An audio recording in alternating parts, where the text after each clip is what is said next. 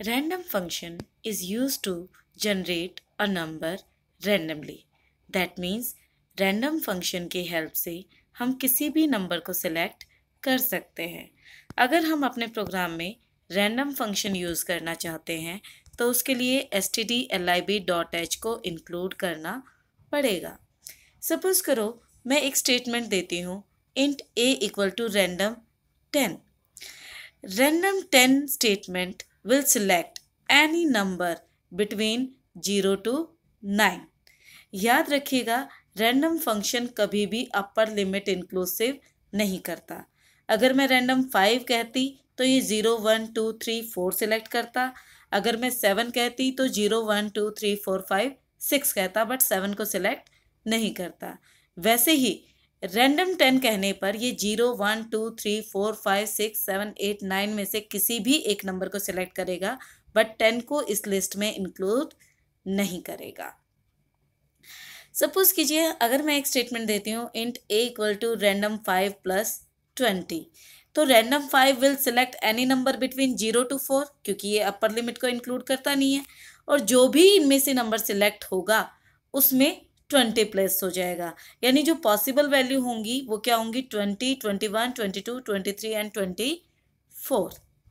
अब इस कॉन्सेप्ट के बिहाफ पर हम देखते हैं कि आउटपुट वाले क्वेश्चंस को हम कैसे सॉल्व करते हैं।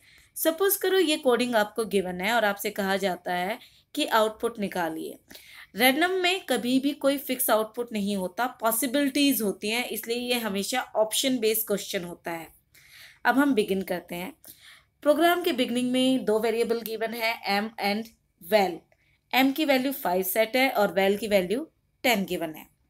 लूप एग्जीक्यूट हो रहा है i equal to 1, i less than equal to 3, i plus plus, यानी i की वैल्यू 1 से बिगिन हो रही है और जब तक i की value less than equal to 3 रहेगी तब तक ये लूप चलेगा। i की वैल्यू 1 पे कंडीशन ट्रू रहेगी, 2 पे कंडीशन ट्रू रहेगी, 3 पे कंडीशन ट्रू रहेगी, यानी ये लूप टोटल 3 बार एग्जीक्यूट होगा। अब इसके अंदर स्टेटमेंट गिवन है number equal to random m plus well.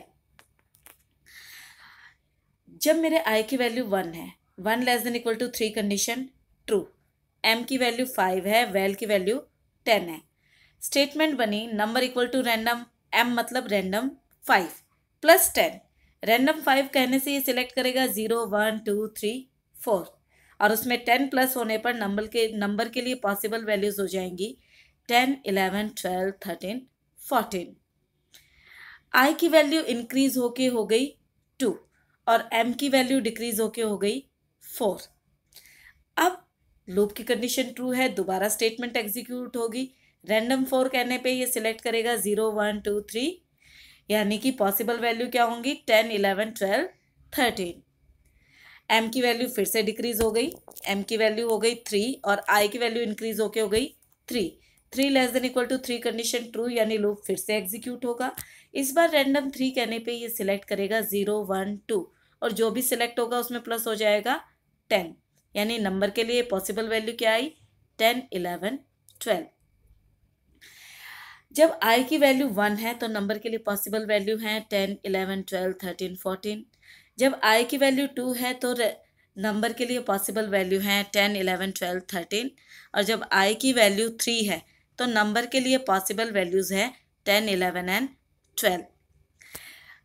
Possible value for first number, जैसे कि हम जानते हैं i की वैल्यू 1 है तब हमारी पॉसिबल वैल्यू थी 10 11 12 13 14। अब हम चारों ऑप्शन में कंसिडर करते हैं। फर्स्ट ऑप्शन का पहला नंबर है 12, वो हमारी लिस्ट में है, हम आगे कंटिन्यू करेंगे। सेकेंड ऑप्शन में 11 गिवन है फर्स्ट नंबर, वो भी हमारे लिस्ट में है। थर्ड ऑप्शन में पहला नंबर है 9 जो कि हमारी पॉसिबल वैल्यू की लिस्ट में नहीं है, दैट मीन्स ये ऑप्शन रॉन्ग हो गया। फोर्थ ऑप्शन में पहला नंबर 11 है, वो हमारी लिस्ट में है, यानी अब हम 3 ऑप्शन के साथ आगे कंटिन्यू करेंगे। थर्ड ऑप्शन हमारा रॉन्ग कंसिडर हो चुका है। सेकंड नंबर के लिए पॉसिबल वैल्यूज हैं 10 11 12 13। जो हमारा फर्स्ट ऑप्शन है उसका पहला नंबर 15 है जो कि हमारी लिस्ट में नहीं है, यानी फर्स्ट ऑप्शन भी रॉन्ग हो गया। जबकि सेकंड और फोर्थ ऑप्शन में जो हमारा सेकंड नंबर है वो है 13 एंड 12 जो कि हमारी लिस्ट में है, यानी अब हम इन दो ऑप्शन के साथ आगे कंटिन्यू करेंगे। थर्ड नंबर के लिए हमारे पास पॉसिबल वैल्यू है 10 11 एंड 12। सेकेंड ऑप्शन में थर्ड नंबर है 12 जो कि हमारी लिस्ट में है, जबकि फोर्थ ऑप्शन में हमारा थर्ड नंबर 13 है जो कि लिस्ट में नहीं है, यानी कि फोर्थ ऑप्शन भी हमारा रॉन्ग हो गया। जो हमारा सेकेंड ऑप्शन है वो करेक्ट ऑप्शन कंसीडर